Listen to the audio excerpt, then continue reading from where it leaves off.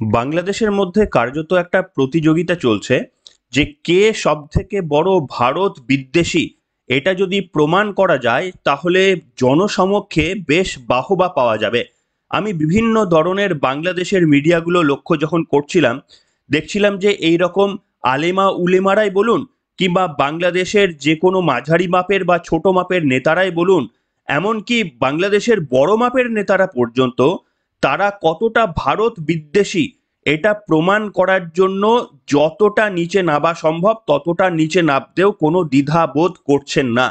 এবং একমাত্র এর কারণ হচ্ছে তারা হাততালি কুড়োনো, বাংলাদেশের সাধারণ মানুষকে খেপিয়ে নিজেদের কিছু পকেট ভারী করে কেউ বা আবার দলকে সংগঠিত করে ভারত বিদ্বেষী যত মন্তব্য করতে পারবেন ততই যেন তাদের লাভ হবে।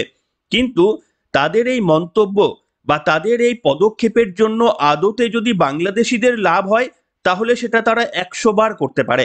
নিজেদের দেশের মঙ্গলের স্বার্থে যদি সেখানকার সাধারণ মানুষ কোনো পদক্ষেপ নেন সেটা তো যে কোনোভাবেই গ্রহণযোগ্য। কিন্তু সত্যি কি তারা সেটা করছেন? তারা যে যে পদক্ষেপগুলো নিচ্ছেন সেগুলো কি তাদের মঙ্গল করবে আগামী দিনে, নাকি তাদের এই আত্মঘাতী সিদ্ধান্ত বাংলাদেশকে আরো 100 বছর পিছিয়ে দেবে? আজকে এমন কিছু ভিডিও আপনাদের সামনে দেখাবো, এই প্রশ্নগুলো আমার মুখ থেকে নয়, আপনারা নিজেরাই তুলতে শুরু করবেন। নমস্কার, welcome to simple as ABC. আপনাদের সকলকে স্বাগত জানিয়ে শুরু করছি আজকের বিশেষ বিশেষ খবর।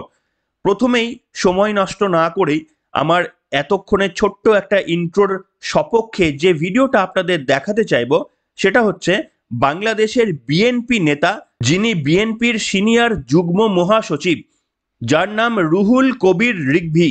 সেই রিগভি মহাশয় যিনি যুগ্ম সচিব, তিনি বাজার গরম করা তো অনেক বক্তব্য তো রাখলেনই, সাথে সাথে কি করলেন জানেন? যে ভিডিওটা দেখিয়ে শুরু করব, নিজের বউয়ের একটি শাড়ি বার করে আনলেন কোথা থেকে, বললেন যে এটা আমার স্ত্রী আমাকে দিয়েছে এবং জনসমক্ষে সেইটিকে জ্বালিয়ে দিলেন। কেন বলুন তো? তার কারণ তিনি দাবি করলেন এটা ভারত থেকে তার বউ কিনেছিলেন এবং সেই শাড়িটা তিনি নিজেই জ্বালিয়ে দিয়ে বীরত্ব প্রদর্শন করলেন। আসুন সেই ভিডিওটা প্রথমে দেখিয়েই আজকের পর্বটা শুরু করব।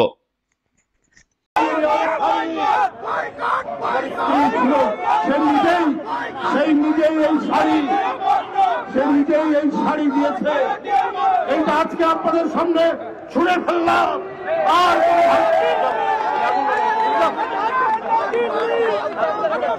এখানে পেঁয়াজ হয়, ভারতের পেঁয়াজের চাইতে আমাদের পেঁয়াজের ঝাঁজ অনেক বেশি।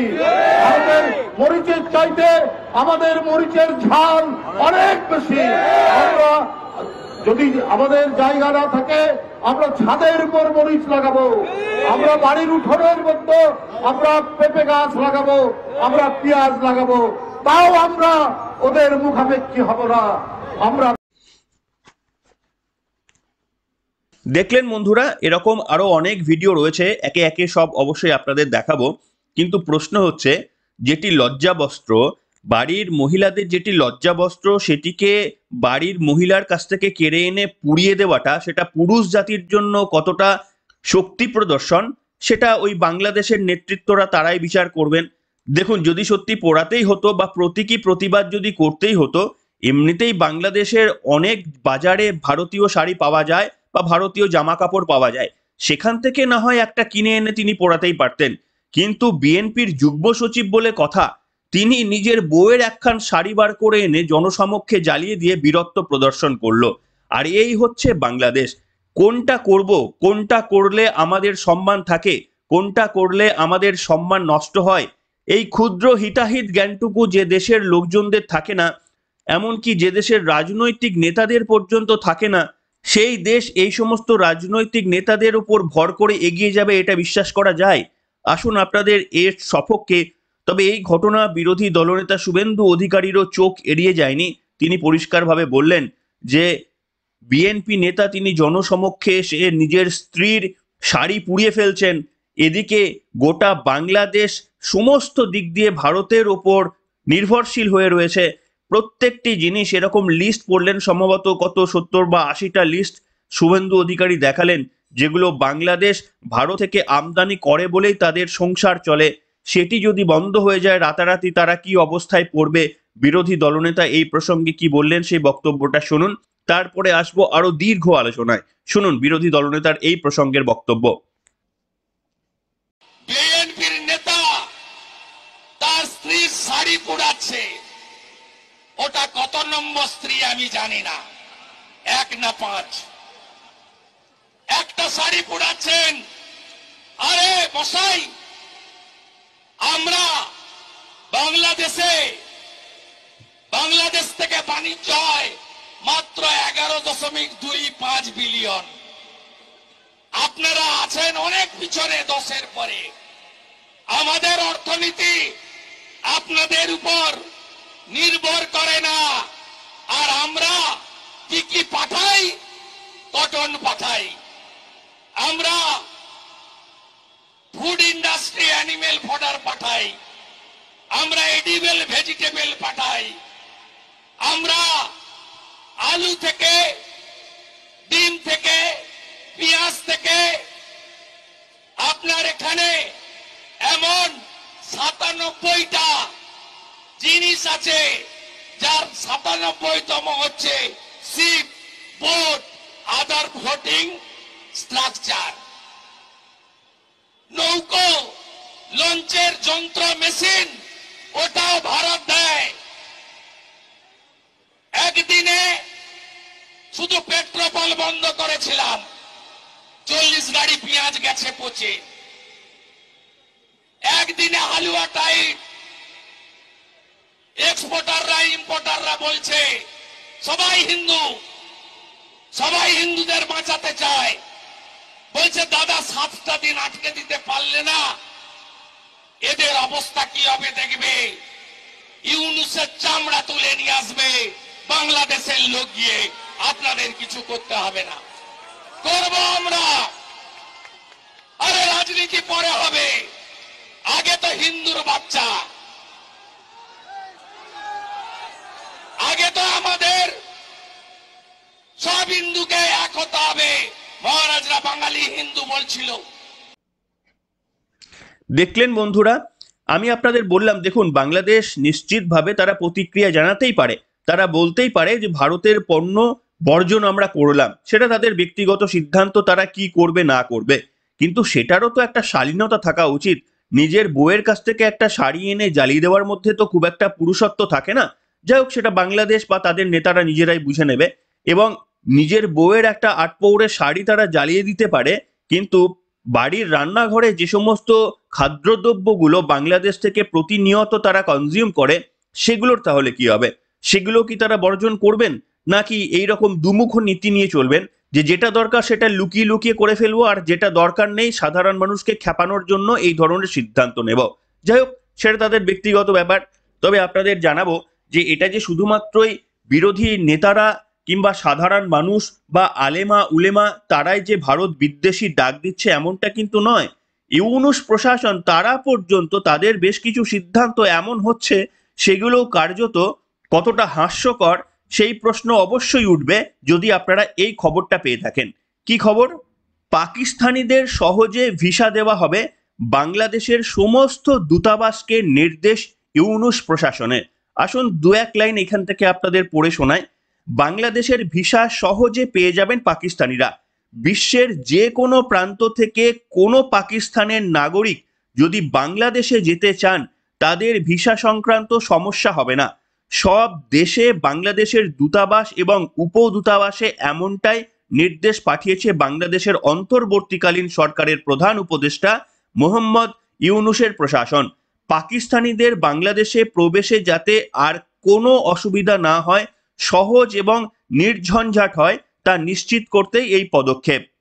বুঝতেই পারছেন যে পাকিস্তানের সঙ্গে একটা আলাদা দেশ হবে বলে 71-এর মুক্তিযুদ্ধে হাজারো হাজারো বাংলাদেশি মুক্তিযোদ্ধারা প্রাণ দিয়েছিলেন।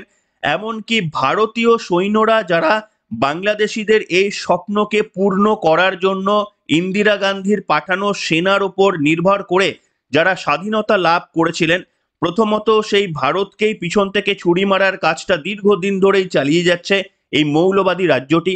এবং দ্বিতীয়ত হচ্ছে, যখন এই মুহূর্তে যদি কোনো ভারত বিদ্বেষী ঘটনা ঘটেও থাকে, তাহলে প্রতিবেশী দুই দেশের মধ্যে সম্পর্ক নতুন করে ফিরিয়ে আনার বদলে কি করে এই ডিস্টেন্সটাকে আরো দীর্ঘায়িত করা যায় এবং যে পাকিস্তান একসময় চিরশত্রু ছিল বাংলাদেশের, সেই পাকিস্তানের কাছেও আত্মসমর্পণ করতে বাংলাদেশ দ্বিধাবোধ করছে না।